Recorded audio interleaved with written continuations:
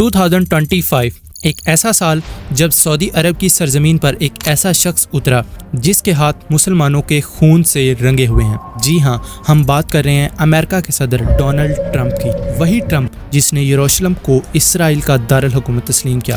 Urging the federal government to relocate the American embassy to Jerusalem.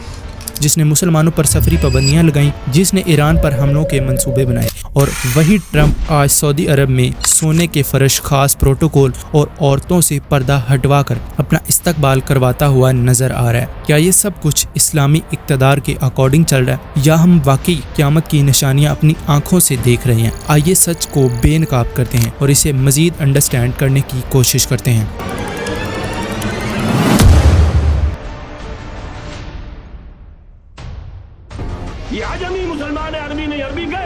अब question यहाँ ये उठता है कि ट्रंप का ये दौरा अचानक क्यों हुआ? सऊदी मीडिया ने तो कहा है कि ये महज तजारती ताल्लुकात को बेहतर बनाने का सफर है, लेकिन क्या ये सच है? असल में ट्रंप ने अमेरिका में इलेक्शन मुहिम का आगाज स्टार्ट कर दिया है और वो अरब दुनिया से सरमायाकारी, असला के सौदे और सियासी हमायत हासिल करने आया है। ट्रंप ने कहा है कि अमीर खलीजी ममालिक यानी कि गल्फ कंट्री के साथ अमेरिका की अजीम दोस्ती है।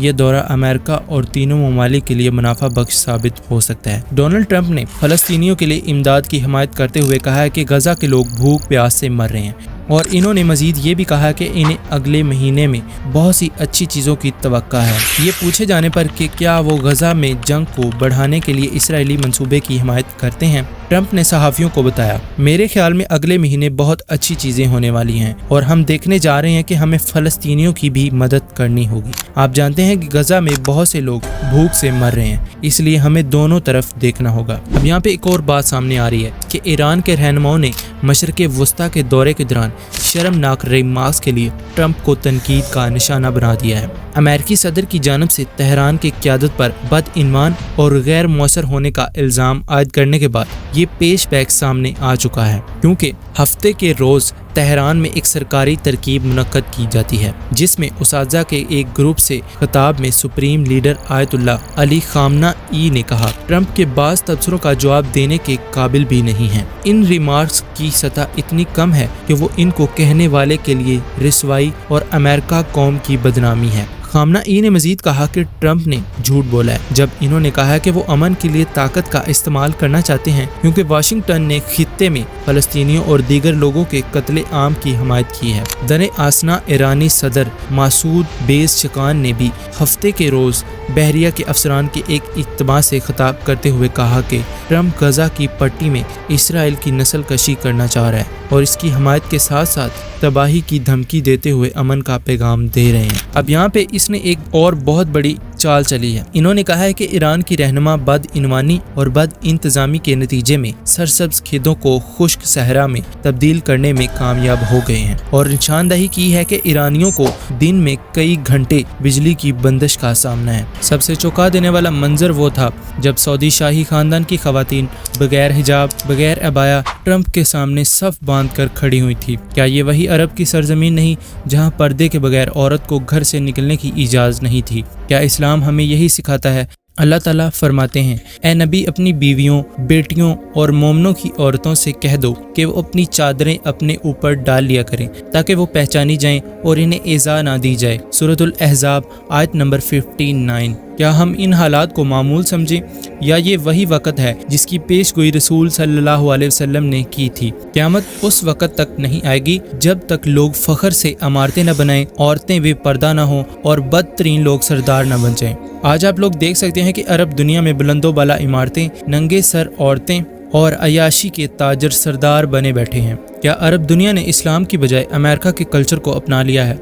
रियाज, दुबई और जद्दा जैसे शहर आज न्यूयॉर्क या लॉस वेगास की कॉपी करने लगे हैं। Restaurant, night clubs, musical concerts और अब गैर इस्लामी प्रोटोकॉल मिलने लगे हैं। क्या यही तरक्की है? क्या यही वो माशरा है जो हमारे नौजवानों के लिए रोल मॉडल बन रहा है? क्योंकि हमारे नौजवान इसी को देखेंगे और इन जैसा ही बनने की कोशिश करेंगे। कुछ लोग सोशल मीडिया पर इस इस्तकबाल को तनकीद कर रहे हैं, जबकि दूसरे कहते हैं ये तो सफारती ताल्लुकात हैं, اسلام کو اس میں مت گھسیٹو۔ مگر میرا کوسچن یہاں یہ ہے کہ اگر اسلام زندگی کے ہر شعبے میں آپ کو رہنمائی دے رہا ہے تو پھر اسلامی ملک میں غیر اسلامی رویے کیوں برداشت کیے جا رہے ہیں؟ کیوں لوگوں کو یہاں پہ بلایا جا رہے ہیں یہ نان مسلم ہیں جو آپ لوگوں کی معیشت کو مکمل طور پر تباہ کرنے آ رہے ہیں؟ یہ آپ لوگوں کو پہلے سے پتہ ہے لیکن پھر بھی آپ اس پلان کا حصہ بن رہے ہیں۔ کیا یہ صرف حکمرانوں کا قصور ہے یا ہم سب اس گراؤٹ میں شریک ہیں؟ اب میں یہاں پہ ایک ہی بات کہوں گا کہ ٹرمپ کے اس ساری کہانی کے پیچھے ان کا ایک ہی مقصد ہے،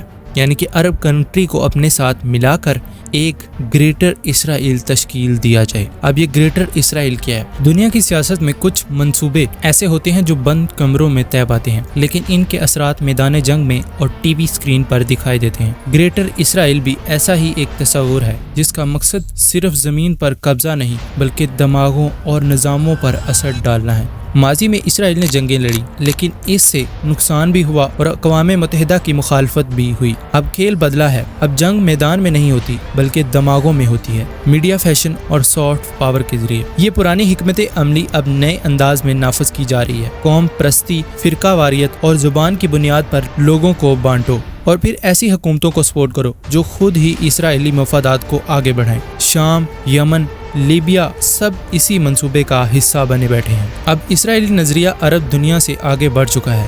ایران کو تنہا کرنے، پاکستان میں فرقہ واریت کو ہوا دینے اور ترکی میں سیاسی خلفشار پیدا کرنے کی کوششیں ہو رہی ہیں۔ کیا ہم اس کا شکار ہونے والے ہیں؟ یہ جنگ اب تلوار کی نہیں بلکہ معیشت، میڈیا اور سوچ کی ہے۔ اسرائیل اپنے مفادات کے لیے ایسے حالات پیدا کر رہا ہے کہ مسلمان ملک خود ہی اپنا نقصان کروا دے اور اسے سافٹ کنٹرول کہیں یا غلامی کی نئی شکل جیسے وہ شروع سے کرتے آ رہے ہیں۔ سعودی عرب جیسے اسلامی ملک میں ٹرمپ کا والہانہ استقبال اور خواتین کا پردہ ترک کرنا یہ محض ڈپلومیسی ہے یا کسی نئے عالمی نظام کی تیاری؟ کیا سعودی عرب اپنی شناخت ترک کر رہا ہے؟ حدیث میں آیا ہے کہ عرب حکمران کفار کے ساتھ دوستی کریں گے اور حجاب ایک لباس فیشن بن جائے گا۔ کیا ہم اس دور میں داخل ہو چکے ہیں؟ کیا یہ سب کچھ اتفاق ہے یا قیامت کی نشانیاں ظاہر ہو چکی ہیں؟ یہ وہ لمحہ ہے جب امت مسلمہ کو جاگ جانا چاہیے۔